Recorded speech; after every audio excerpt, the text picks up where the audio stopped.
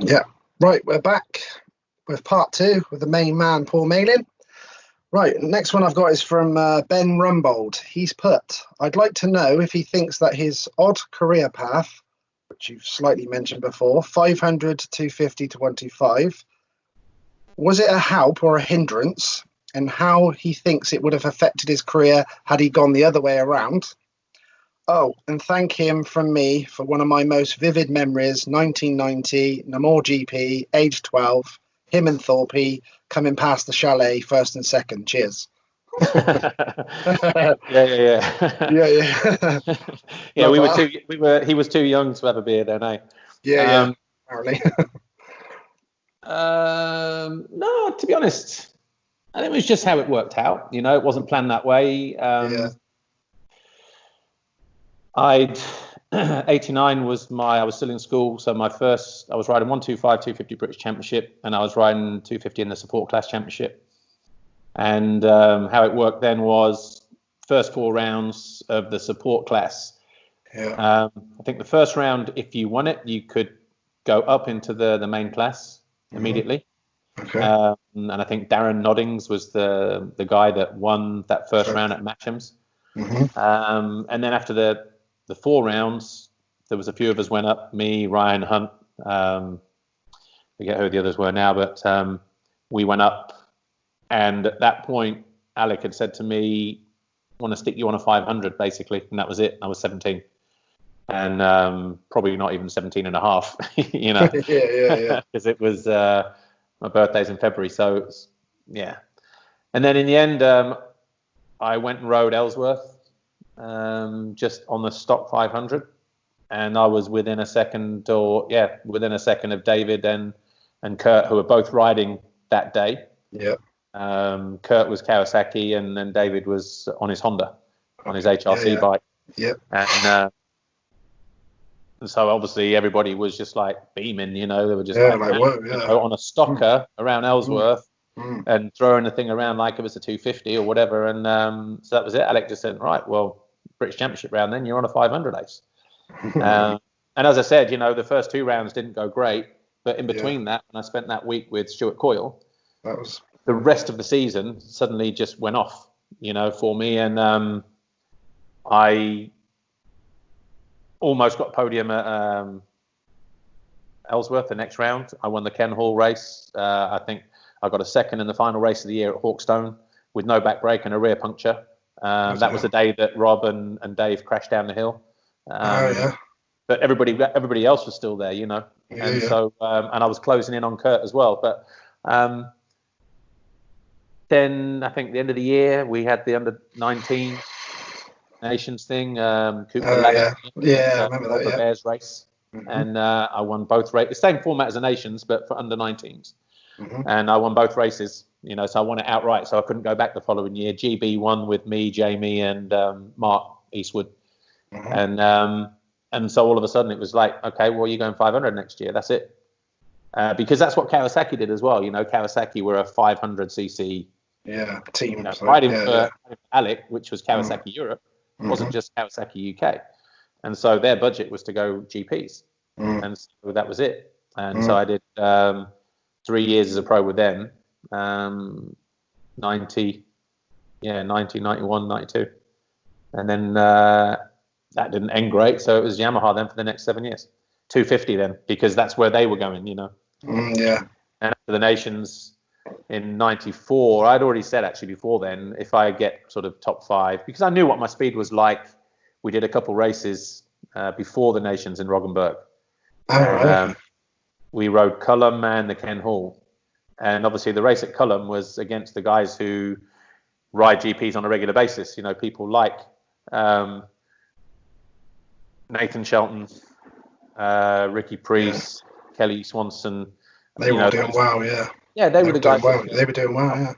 And I just remember going to Cullum and, the races were only like 20 minutes, 25 minutes or something like that. And I was 40 seconds clear.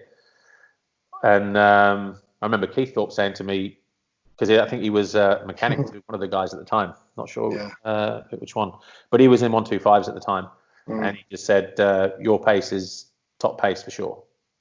So with that in mind, I go to the Nations thinking, well, if I can get a top 5 125 result, because I've not had a great year in 250. Yeah. And I thought maybe then I'll switch. And obviously I went 1-1 in my class, and GB won the Nations, and that was it, So the decision was made there and then. So yeah, that was so cool. That was brilliant. It was just circumstance. That was it. It wasn't planned in any other way. Because everybody else, 125, 250, whatever. So. Yep. Daniel Kavanagh, he's put, Paul, what do you think needs to be done to bring motocross into the mainstream? How can such an exciting spectator sport be under televised? He's put, anyone without MXGP TV almost has no chance of watching the live races. Yeah, I mean, I don't know, to be honest. I think that's just more down to the TV companies that choose maybe not to take it or whatever, Obviously, he's obviously mentioned MXGP TV, which is, it's the best place to see it because, I mean, I'm not saying that because I work for MXGP and within, but it's the best place to watch it on the basis that every race you watch, there are no TV commercials, no adverts, You see every single race live, no matter where you are in the world. And also that package allows you to view it live or on demand. So if we are in Indonesia, or the wrong side of the world where you think, dude, you don't have to put it. You can just wake up in the morning, as long as you stay away from your phone and your social media. You can put it on first thing in the morning when you wake up and go watch all your motos. And actually, if you're interested in, and there are fans of WMX out there. There are fans of EMX 125 and 250.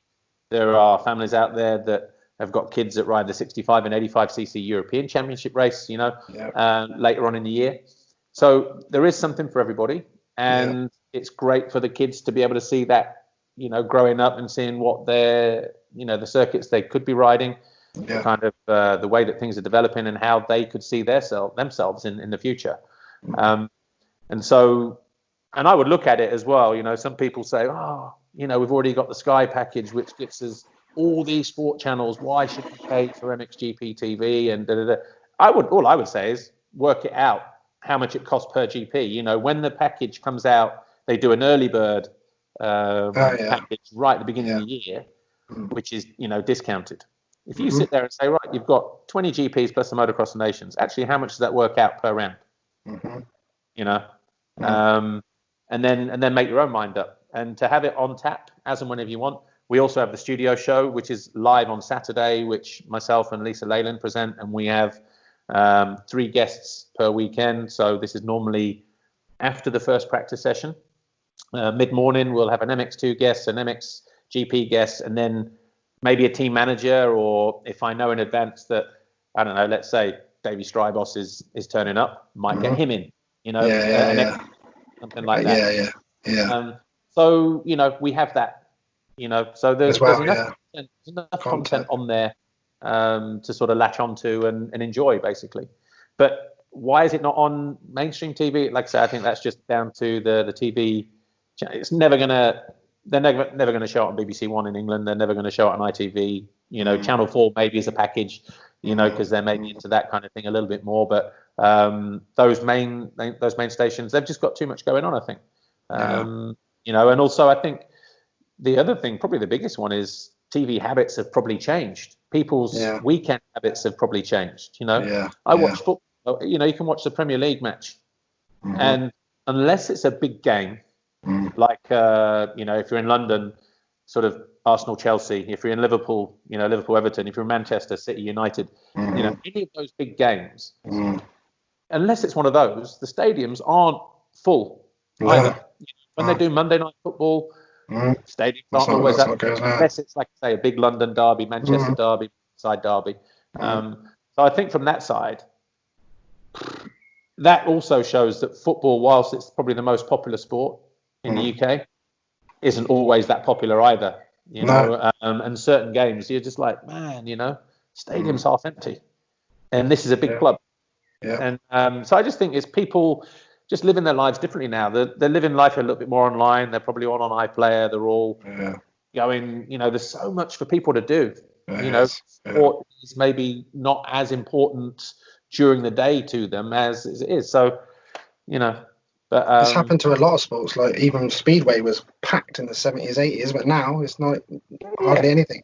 It's just so much to do, like you said, for people. I think that's all it is. I think there's just so much to do. So many more sports are being shown live across the board, and you're never going to please everybody. There's how many tennis fans, get annoyed that the big match that they're about to show on Eurosport is delayed because of the ending of the Tour de France was 30 minutes. Yeah. You're not going to please everybody, But I think, personally, even if I wasn't working in MXGP and I wanted to watch motocross, I would just subscribe anyway, just because of that whole reason of even if I don't watch it live on the day or at 12 o'clock or 1 o'clock, whatever, I know that at some point during the day I can just go in, log in, bang, and the qualifying races are live. Even on Saturday. So you've got your qualifying races, studio show, your European races, the first paying points races, and everything is live on Sunday. So it's overall, pretty decent package. Good package, yeah. Right, okay, cool. That's covered that well. Next one, I got I didn't miss anything. No. You definitely covered it. Yeah. Top man. You're always professional. Anthony Mitchell is the next one. He's put, this is a question from someone whose only claim to fame was holding Paul Malin behind me for one lap at Ellsworth in '88. What's it like being a rider under Alec Wright? And does he remember Ellsworth into hundreds in '85, riding the race where he bent his left handlebars 90 degrees back and being literally no slower than before, still clearing all the doubles still. Yeah. And P.S. your commentary in MXGP is brilliant. Cool, thank you for that. Ellsworth, I remember. Ellsworth was probably one of the best circuits in the country, to be fair. My personal favourite was Nantwich in Cheshire, just because of the hilly terrain and everything else. But Ellsworth, a very, very, very close second. And actually, I was, 85 on my Big Wheel 85. I was jumping the double in the middle where a lot of the 125, 250 championship guys weren't. Found a sneaky little line on the right-hand side after the bank turn, hit it over on the right side and was getting over it. But then also that day, I remember, because you could practice at Ellsworth, I think about 2 weeks before, they'd close the track so that they could start preparing it for the British Championship. Yeah. And so start straight, first turn, back on yourself, second turn, you came out, the turn, drop, and they used to have 4 kind of whoops there. And when we were there riding in the week, you'd go double. But when we got there for the Elf National, they'd taken the middle 2 out. And I remember just looking at that when I did track walk on Friday, going, double in that. And with the Cambridge Club, because I used to ride with the Cambridge Club, they used to, sort of always have this thing of one, the class before you for practice, they would, obviously they didn't let everybody out like they do now, sort of at the end of pit lane. You'd all line up. And then the starter would go, right, do that practice. You'd go either one-on-one or, 1-1. And you'd be like, man, I've got the wrong end. End. Yeah, I've done that a few times. And so I remember sitting watching the 65s and the 85s and then the inter-80, whatever, juniors, inter-80s. And so they were like, I was like, right, I need to be down this end because they'd gone that group, then this group. So I sat down there and I think there was me, Jamie, and Jamie Ferguson, Jamie Dobb and Jamie Ferguson. Yeah. And literally first lap of practice, I think we were all in a line first, and all the 125 kids were stood up on the jump, seniors and 125 expert guys. We dropped in and I just went, because I went like that, Jamie followed and Fergie followed. It was like 1, 2, 3, all 3 of us doubled this thing first lap and didn't even think anything of it, and 125 riders are thinking, man, now we've got to jump that.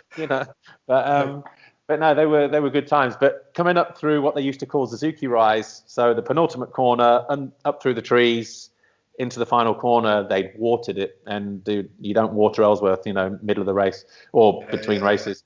And And it was just getting a little bit broken up, the ground was, and I just remember the back came around on me and it went. And then obviously it was sliding, and then it high-sided. And I picked my bike up, and I literally was 90 degrees like that, throttle side down. And, I just picked it up and just carried on. And so that was going into the final turn before the finish, then onto the start straight. So 4 corners later, I'm hitting that double, straight over, handlebars down here, That's brilliant. Yeah, it was a good track. Actually, I spent a lot of time there with one of your other guests, actually, Rob Herring. Yeah. Riding with him 1 year. They had over the backside what they used to call the yo-yos. So you got the jump in the corner, like the pyramid jump coming out of the left, that went straight through the middle into a right, and then it was right, tight left, tight right, and then you had these downhill rollers. Yeah. And he was there on a 250 one day, and we were practicing there. And at the end of the day, we just had about half an hour to ourselves. And he was jumping all 4 backwards. So he came out in the opposite direction, railed the turn, and off the last one, and landed up onto the plateau.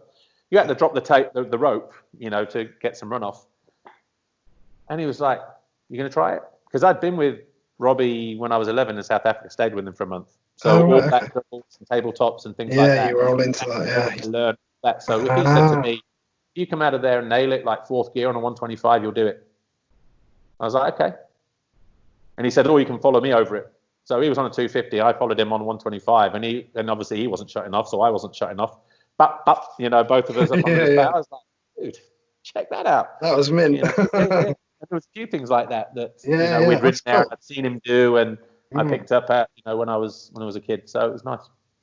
That was cool as well. Like you said, you did that double, and all the older guys were watching, because it's normally the other way around. All the young kids are out seeing what the older ones are going to do on such bits. But I also think that just showed the level that we were at as schoolboys.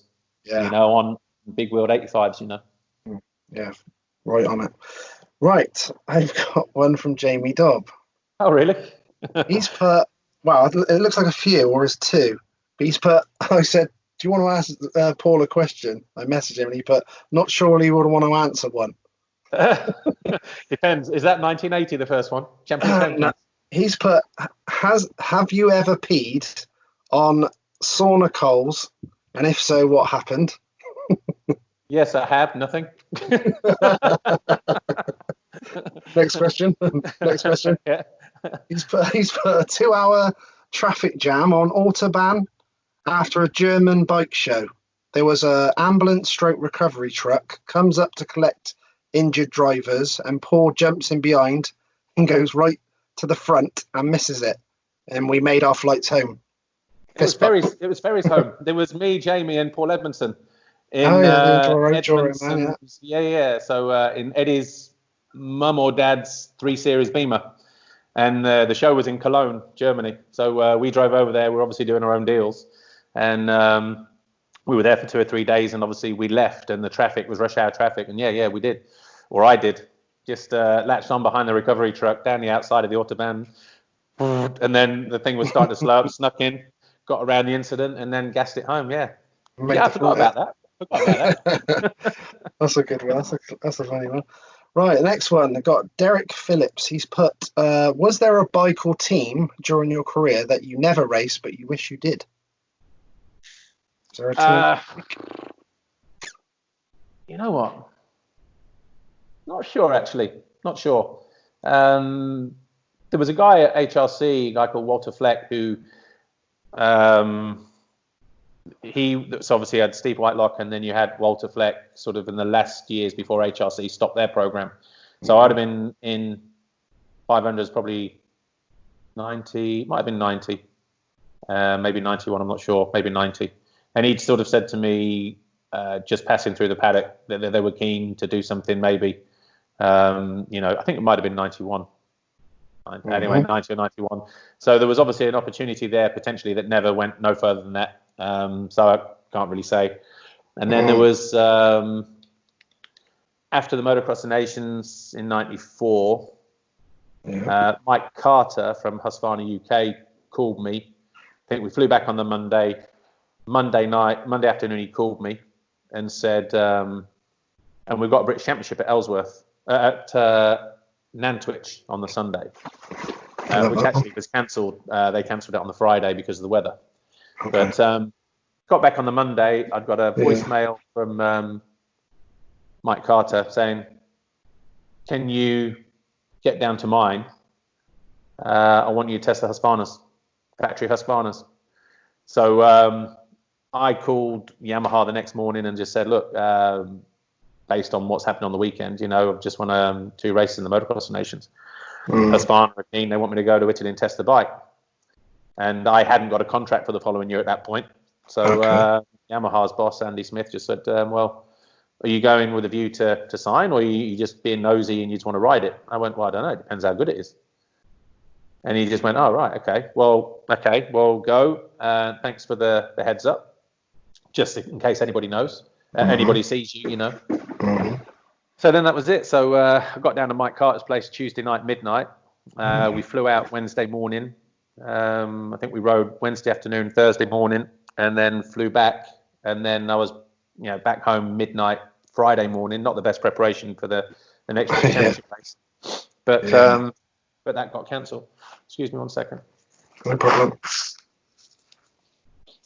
So anyway, I rode the bike, and whilst it was a very good bike, it just didn't seem at the time like it was quite ready.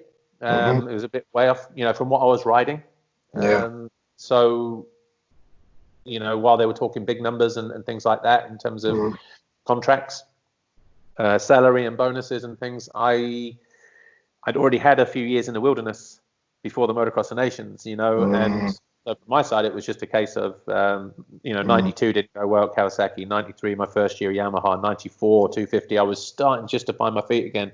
And we finished the year off nicely with that 125 win and the Nations win in Roggenburg. And then basically we just ended up, for me to take that Husqvarna step at that time, might have been another 2 years in the wilderness before the bike came good, and I couldn't afford to do that, at that point in my career, So, I stayed with the option with Yamaha, and obviously we went, 125 the first year with B kits, and then 96, 97, 98 with Rinaldi engines through Steve, in 99 in 250. So there were still some good years at Yamaha. So do I regret not taking the Husky thing? No, because we didn't see that bike ready until maybe Coyote started winning on it. Just about to say that, a few couple of years down the line, 98, 99. So exactly. So that would have been a big gamble. Right. Yeah, would have been a big gamble. Yeah, I think that was probably a good one. Good decision at the time. Next chap I got caught, I haven't got his second name. Cowafornication. He's called himself Matt. Cowafornication Matt. Okay, that's a bit of a mouthful. I would like to know about the frames in the magazine test. It said they were handmade, not reworked 250 frames. Also curious what the differences were between the 90 and 91 frames. Also curious about how many KX 500 SRs were made, as I've spoken to 2 different people that claim to have the original, and then there is the Doc Wob one as pictured. Can I see myself building one soon as well? 1990, there were probably 3, because I would have thought David would have had 2 and 2 race bikes and a practice bike.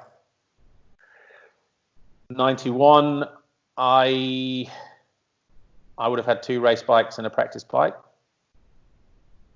And I'm sure David, actually, 91 might be a touchy area, because obviously David jumped on his 90, he jumped on his SR and didn't like it in 91. So he went back to the production steel frame, the tube down the middle. Right. And he didn't even go back to his 1990 bike. So I'm not sure if I had 2 race bikes and one of his then became one of my practice bikes, set up for me, or whether it was always intended that I had 3. And therefore there were 3 more spare. I don't know. But I think the only differences between the chassis were they figured out the geometry a little bit better just to fit the engine. It was because originally, when was it? 18. I went to Japan when I was 16, December, and I rode the perimeter frame prototype bike. in December, I did 2 weeks testing in Japan. And I rode that production bike in a British Championship round in '89 at Cullum and won on it first time out. And so it had a 19-inch rear wheel plus the new frame. And then for 90, I think Kawasaki thought they could just put the 500 engine in that frame. And maybe they tweaked it a little bit here and there, but I don't think they did a good enough job. I think they realised it wasn't as straightforward as just putting that there, you know. But I know there was a rider from Belgium here, Joe Martins. He cut the frame to get the 500 engine in and then re-welded because he wanted that new chassis. But I don't, you know, Kawasaki wouldn't have done that. But SR bikes from '91, I don't know. The one from Wobble, I think, is I'm not sure if it's a, you know, I think, did they have them in '92? Did Billy Lyles ride one in '92 or at some point in '91? But I'm not sure if that was an old one of his frames. Maybe, I don't know, but not sure. Difficult to know. Yeah, hard to say exactly. Right, I've got one from Scottish rider David Campbell. Just done a written interview. Yeah, just done a written interview with him. It's a funny one. He's put, ask Paul, how come the suspension was so hard and unforgiving on the CR500 in 2000 with RWJ? I remember when I rode it for the first time at Ling after I was asked to stand in for you till you were fit and well again. I'm thinking to myself, I wonder if I had anything to do with your had anything to do with your big get off at Canada Heights, or it was just one of them MX crashes you had, and was that just the way you like to set up your suspension? Yeah, back then. Hi, David. By the way, I'd ridden so this is '99. I'd ridden Rob's bike. Again, similar conversation I had to have with Yamaha. Hadn't got a deal. Honda were knocking on the door through RWJ. So I called Yamaha again and said, look, similar situation to what we had before. They're keen, want me to try the bike. And we went up into Lincolnshire, a place called Thorsway, Caister, and rode the bike. And while the power was good, I felt there could be improvements. And actually the bike that I was riding, I remember Colin saying to me, we are getting a new frame, by the way. This is this year's bike. We will get the new bikes and we will test them in sort of November. I was like, okay. So anyway, I rode that bike midway through 99 or sort of 2/3 of the way through 99. Yeah. And then they were pushing for me to sign a deal. I was pushing Yamaha to give me a deal. Yamaha were still sort of unsure as to where their money was coming from to go racing the following year and things like that, because obviously we'd had Boost money. A little bit later on, they had Virgin Mobile money. So from that side, it was just a case of, I remember getting to the bike show in Milan, actually, and I'd had a last-ditch effort meeting with Yamaha, just to say, look, where are we at? Do you have a deal or not? And they went, no, we don't. He said, sign the Honda deal. And I went, okay. So then because obviously I was in Milan to do deals, clothing deals and whatever else. Yeah. And obviously you can't go until you know what bike you're riding, what class you're riding, what rounds you're doing and things like that. So I just remember, Yamaha, they didn't have anything, and, Honda wanted me to ride 500s. So that was it. And then we tested in, one of the best tracks actually in Italy, Asti, real flowing sandy circuit. And I was there, Jochen Carlson was there, who was going to be my teammate. And I remember riding this bike, and Moose, who I knew from Olin's over the years, he was the suspension guy, and he was basically saying, dude, when I was doing my laps, doing my motos and stuff, and he was just like, man, you and that bike look awesome. Like, you know what I mean? And the speed, I was a good couple of seconds, quicker than Yoki around there at that time. Maybe, I don't know if he was just off the gas and just kind of just doing his own thing or whatever, but the word from that 2-day test was like, never seen anybody ride it like that, blah blah blah. What the team did it all, stuff. And then that was it. And then pre-season I kept it quiet. I jarred my back, so the old age problem of the back kind of snuck up on me just before a couple of weeks before Hawkstone International, which was then a week before Canada Heights. And Hawkstone didn't go that great.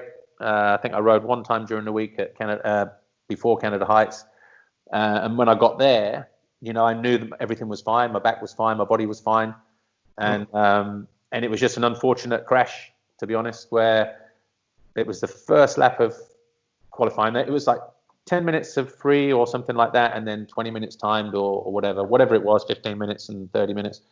And I remember my first lap, where the start straight is here, the track ran alongside, and you swept through right-hander, and then you're into the steps down.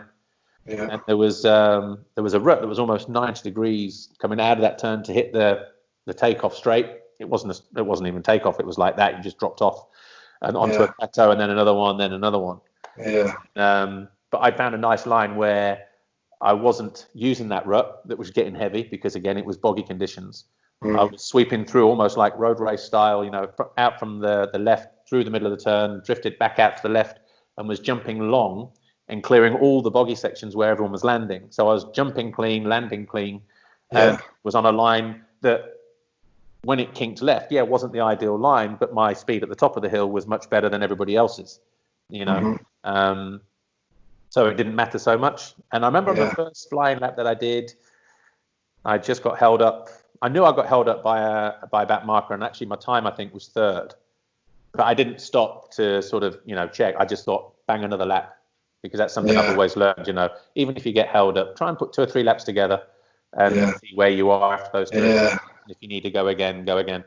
And basically that's what I did. So on my second lap, as I came through, as I was on that line, the back end just started to drift a little bit, and then it hit traction, and it just did that.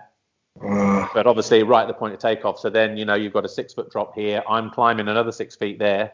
And I already know, because the bike is coming 90 degrees on me. And as I'm coming into land, the way you process stuff in slow motion, even though it's happening in real time, in my mind, I was thinking, okay, it's either going to land like this and it's going to barrel roll like that, or it's going to dig in and, come back round 270 and fling me off the back. And as I landed, it did the second one, came back around, flung me off the back. But then I'm trying to look behind me and see if I can pick a landing point. And as I'm flying through the air, I'm thinking, if I can land just on the downside, I'll be able to roll out of it. About a meter short. And I landed right in the small of my back, did one roll, and that was it. And as soon as I landed, I knew I was done. Because, the pain in my back, the pain in my neck, the pain in my shoulders, everything else, all inside my groin, where I, got tossed off the bike as well. And I remember just getting to my knees, just having a moment. I took my helmet off, and I put my helmet to my right, not knowing how close I was to the drop off.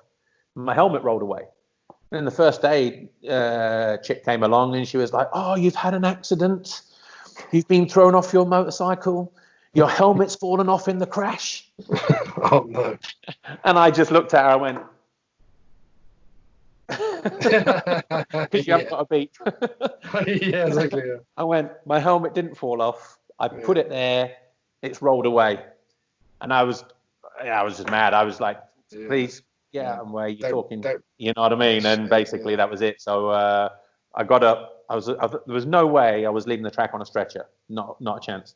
And I had treatment between then and the first race. And I remember the first race, I was just in so much pain. And then the second race, I got a good start, and I was running with, I think there was Croc was up there, Coops was maybe up there, maybe Robbie, I don't know. And there was where the old start was, top of the hill, right, down into the trade area, left, right, and then you got the step down in the middle.